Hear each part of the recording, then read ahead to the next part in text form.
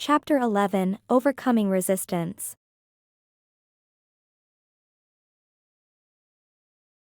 As the town buzzed with anticipation for the grand ritual, a pocket of resistance stirred in the quiet corner of Mary Hollow.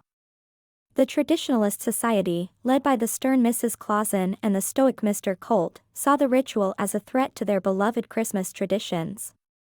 They gathered in the dimly lit back room of the gingerbread house, the air thick with murmurs of dissent that seemed to cling to the walls like the remnants of stale gingerbread. The room was a tableau of discontent, each face etched with lines of worry and resistance, the scent of peppermint tea and old parchment filling the air. The weight of their concerns was almost tangible, a heavy cloak draped over the assembled group. Holly and Jack entered the room, their faces etched with determination, their steps echoing the resolve that burned in their eyes. The flickering candlelight cast dramatic shadows, painting their expressions with a mix of light and dark, much like the mood that hung heavy in the air. The wooden floor creaked beneath their feet, announcing their arrival with a somber rhythm.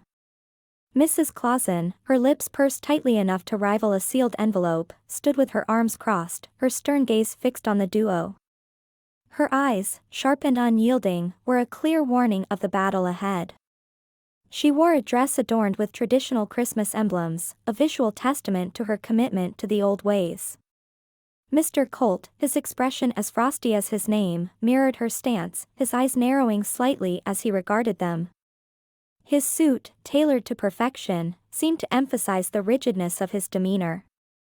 The tension was palpable, the murmurs of dissent from the gathered traditionalists humming like an unsettled hive ready to swarm.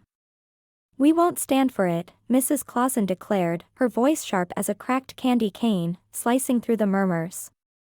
"This ritual of yours will dilute our precious Christmas magic. It's unacceptable." She punctuated her words with a firm nod, her silver hair catching the light, reflecting her unwavering resolve. A few nods and murmurs of agreement rippled through the room, echoing her sentiment like a chorus of disapproval. The room seemed to close in around them, the walls echoing with the whispers of the past and the fears of the future. Jack stepped forward, his ice blue eyes steady and calm, a beacon of reason amidst the storm of discontent. "Change isn't dilution, Mrs. Clausen.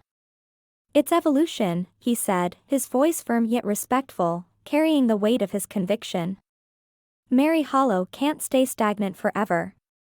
Traditions can grow and adapt, becoming even more vibrant and meaningful."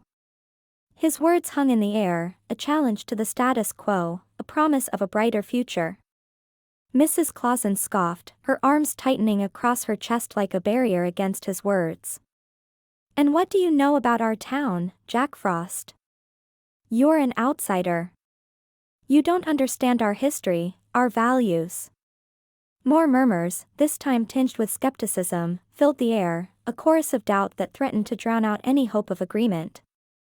The room seemed to grow colder, the warmth of the candles barely enough to stave off the chill of their resistance. Holly placed a gentle hand on Jack's arm, her voice soft yet firm, a counterpoint to the harsh whispers. "Jack is as much a part of this town as any of us," she asserted, her green eyes scanning the room, meeting each gaze with unwavering resolve. "He's shown his dedication and his love for Mary Hollow. And he's right. Mary Hollow needs to grow, to adapt." She paused, her gaze sweeping over the gathered traditionalists, her expression thoughtful, drawing them in with her memories. The room seemed to hold its breath, waiting for her to continue.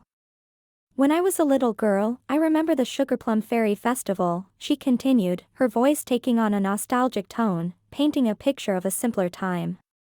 "It was magical, but it was always the same. Year after year, the same dances, the same songs. But one year, a piper from Hamelin visited. He brought new music, new dances. Some of us were scared, resistant. But when we joined in, when we blended our traditions with his, it was the most magical festival we'd ever had." Her voice was filled with the warmth of the memory, the joy of the experience shining in her eyes. Mr. Koldt shifted, his frosty demeanor thawing slightly as he listened, the ice in his eyes beginning to melt under the warmth of her words. But Holly, he interjected, his voice gruff, a rumble of concern, this is Christmas we're talking about. Not some sugar plum dance. It's the heart of our town, our identity. His words were a plea, a reminder of the gravity of their decision, the weight of their responsibility.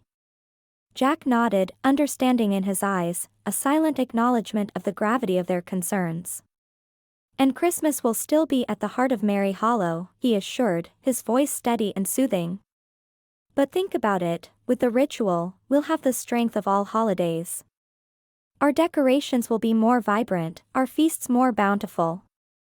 Imagine Christmas trees adorned with lanterns from the Mid-Autumn Festival, or stockings filled with treats from the cornucopia of harvest. Imagine the influx of tourists eager to experience our unique blend of magic. His words painted a vivid picture, a tapestry of traditions old and new, woven together by the threads of community and change. Mrs. Clausen's expression softened, her arms uncrossing as she considered their words, the walls of her resistance slowly crumbling. But our traditions, they'll be lost, she said, her voice tinged with worry, a final plea for the familiar. The room seemed to echo with the ghosts of Christmases past, the memories of traditions held dear. Holly shook her head, her voice filled with conviction, a promise of a brighter future. No, they'll be enhanced. We'll still have our carols and our gingerbread, but we'll also have new songs, new flavors. Our traditions will be richer, more diverse. Isn't that worth fighting for? Her words were a rallying cry, a call to action, a promise of a future where the old and the new could coexist in harmony.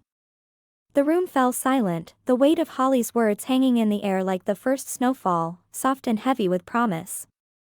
Mr. Koldt looked at Mrs. Clausen, a silent conversation passing between them, a wordless agreement forged in the crucible of change. Finally, Mrs. Clausen sighed, her shoulders relaxing, the last vestiges of resistance melting away. All right, Holly. Jack, she said, her voice steady, a beacon of acceptance. We'll support the ritual. But we have conditions. Her words were a bridge, a path towards compromise, a way forward that respected the past while embracing the future. Holly and Jack exchanged a hopeful glance. They were listening. The path to compromise was open, a bridge between the old and the new, the familiar and the unknown.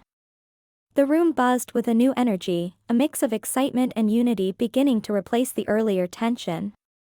The first steps towards a harmonious blend of old and new were being taken, and the future of Merry Hollow seemed brighter than ever, a tapestry of traditions old and new, woven together by the threads of community and change.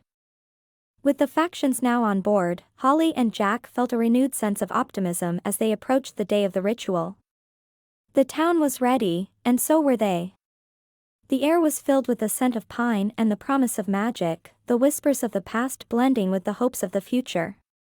The stage was set for a new chapter in the history of Merry Hollow, a chapter that would celebrate the strength of community and the power of change.